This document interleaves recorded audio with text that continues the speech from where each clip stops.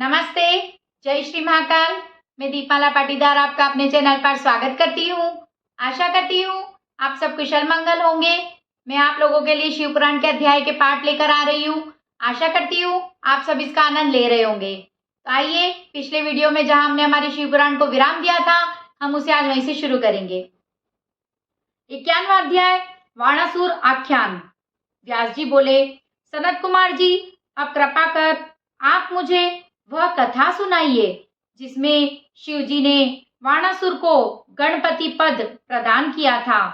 सनत कुमार जी बोले, इस चरित्र में महाप्रभु शंकर की वाणासुर पर कृपा भी और भगवान शिव का कृष्ण जी के साथ युद्ध भी है।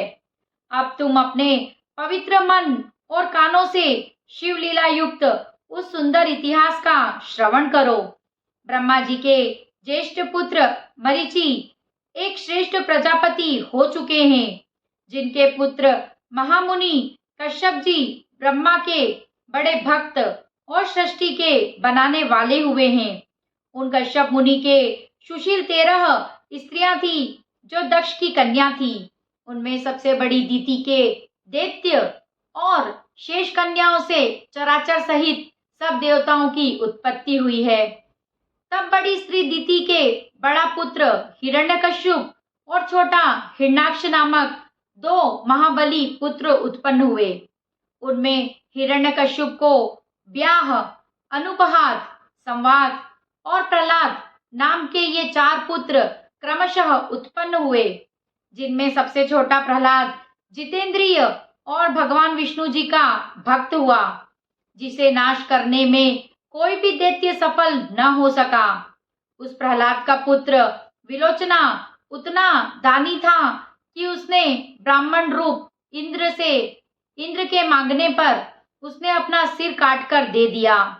फिर उसका पुत्र बलि भी बड़ा दानी हुआ, जिसने वामन अवतारी भगवान विष्णु के मांगने पर उन्हें सारी पृथ्वी का दान कर दिया। उसी बलि का औरस पुत्र बड़ा ही माननीय और दाता बुद्धिमान सत्यवक्ता, जिसने अपने बल से तीनों लोकों के राजाओं को जीतकर शोणित नाम वाली नगरी बसा वहां रहे राज्य करना आरंभ किया। एक समय उस महादैत्य ने अपनी 1000 भुजाओं के वाद्य से तांडव नृत्य कर शंकर जी को प्रसन्न किया। शंकर जी ने उस पर दया दृष्टि की, वरदान देने आए। बलिपुत्र वाणासुर ने परमेश्वर शंकर जी की भक्ति से प्रणाम कर उन्हें उनके गण सहित यह वर दे अपने गणों तथा पुत्रों सहित प्रेम पूर्वक उसके पास निवास करने लगे।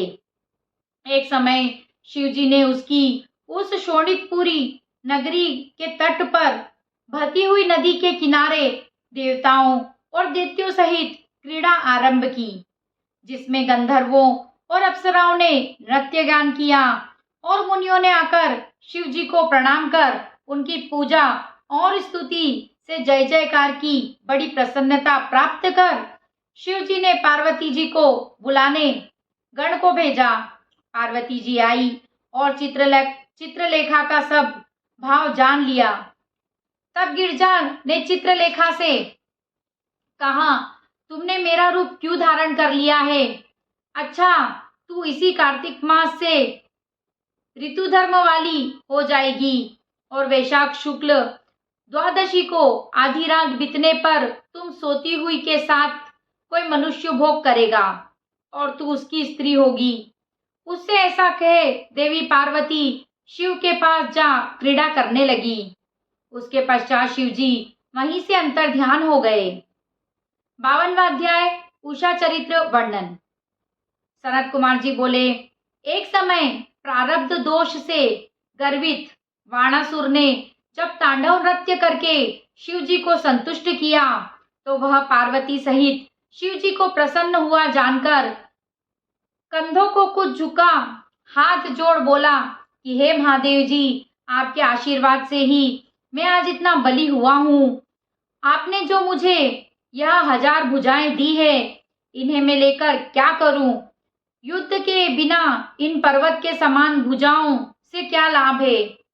मैं जब इन पुष्ट भुजाओं की खुजली मिटाने दिग्गजों से युद्ध करने की इच्छा से गया या पर्वतों को चूर्ण करने की इच्छा से गया, तो वे डर से भाग गए। यम, कुबेर, इंद्र, वरुण, ऋत्विक सबको जीत लिया है।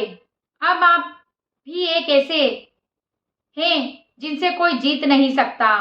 अतएव आप मुझे उस युद्ध का समय बताइए जिससे मेरी ये भुजाएं शत्रुओं के अस्त्रों से जर्जरीभूत हो और यह शस्त्रबाहु शत्रुओं के हाथ से गिरे और शत्रुओं को गिरावे, जिससे मेरे मनोरथ पूर्ण हो।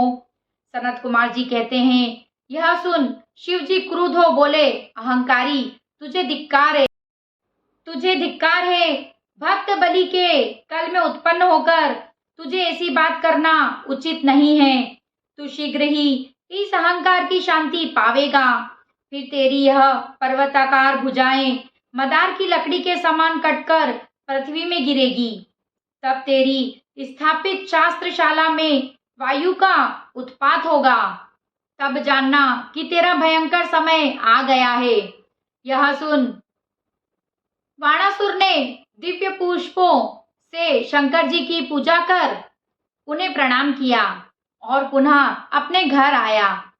फिर कुमांड से सब वृत्तांत कह उस समय की प्रतीक्षा करने लगा।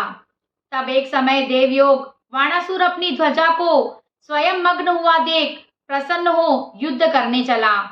उसकी समस्त सेना उसके साथ हुई। वह देखने लगा कि मुझसे कौन पारंगत योद्धा कहां से युद्ध करके आवेगा। भला ऐसा कौन है जो मेरी इन 1000 भुजाओं को आग के काष्ठ के समान काटेगा। इसी समय शिव प्रेरित काल वहां आ पहुंचा, जहां वाणासुर की पुत्री सुंदर वेश बनाए खड़ी थी। वैशाख का महीना था। जब वह रात्रि में विष्णु जी की पूजा कर स्त्री भाव में प्राप्त गुप्त अंतःपुर में सो रही थी, तब दिव्य माया से वशीभूत तथा अनाथ के समान सोती हुई कन्या के पास पार्वती जी के भेजे हुए कृष्ण के पुत्र ने जाकर उसके साथ बलात्कार से भोग किया और पुनः द्वारका में चला आया। तब अपनी को दूषित हुआ जान वह अपनी सखियों को कुवाक्य कहकर शरीर त्यागने चली। इस पर कुमांड पुत्री चित्रलेखा ने जो उसे उसकी पूर्व कथा सुनाई, तो वह फिर अपने उसी लुप्त पति को प्राप्त करने का उपाय सोचने लगी। चित्रलेखा ने एक वस्त्र पर सब देवताओं, गंधर्वों, सिद्धों, नागों और ईश्वदाकी का चित्र खींचा। मनुष्यों में उत्तम आनक, दुदुम्बी, राम, कृष्ण और प्रद्युमन का चित्र बनाया। तब अनिरुद्ध के चित्र को देखकर उषा लज्जित हो नीचे मुख कर मन में मोहित ही प्रसन्न हो गई तथा चित्रलेखा ने बतला दिया कि इसी पुरुष ने रात्रि में मेरे मन को चुराया है। इस पर चित्रलेखा ने उसका नाम वंश कहकर कुलादि का वृत्तांत सुनाया, जिससे सुनकर वाणासुर की पुत्री मुग्ध हो गई।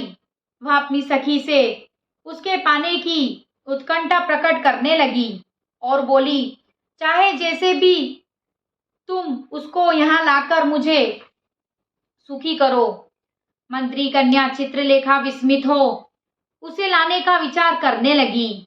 उसमें मन से समान गमन करने की शक्ति थी।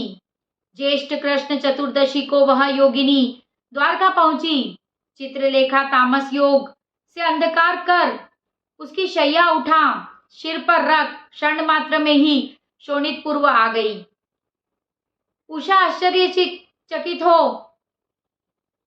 उसमें काम क्रीड़ा करने लगी, परंतु जो ही उसने क्रीड़ा करना आरंभ किया कि त्यों ही इसकी जानकारी सबको हो गई।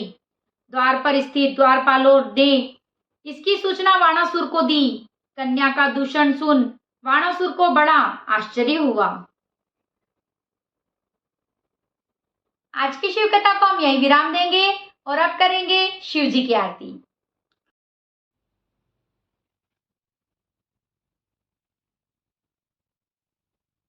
ओम जय शिव ओमकारा, प्रभु हर शिव ओमकारा, ब्रह्मा विष्णु सदा शिव, ब्रह्मा विष्णु सदा शिव, अर्धांगी धारा। ओम जय शिव ओमकारा, एकानन चतुरानन, पांचानन राजे, शिव पांचानन राजे, हंसानन गरुडासन, हंसानन गरुडासन, विश्वाहन साजे।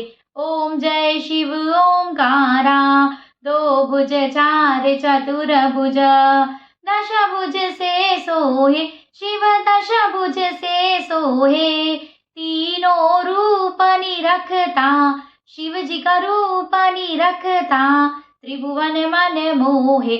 ओम जय शिव ओमकारा, अक्षमाला वनमाला, मुंडमाला धारी, शिव मुंडमाला धारी, चंदन मृग मृग चंदा, चंदन मृग मृग चंदा, भोले शुभकारी। ओम जय शिव ओमकारा, श्वेतांबर पीतांबर, पागंबरी अंगे, शिव पागंबरी अंगे, ब्रह्मादिक सनकादिक, सनकादिक ब्रह्मादिक, प्रेतादिक संगे। ओम जय शिव ओमकारा, करके मध्य कमंडल, चक्र त्रिशूल धरता, शिव चक्र त्रिशूल धरता, जग करता जग हरता, दुख हरता सुख करता, जग पालन करता।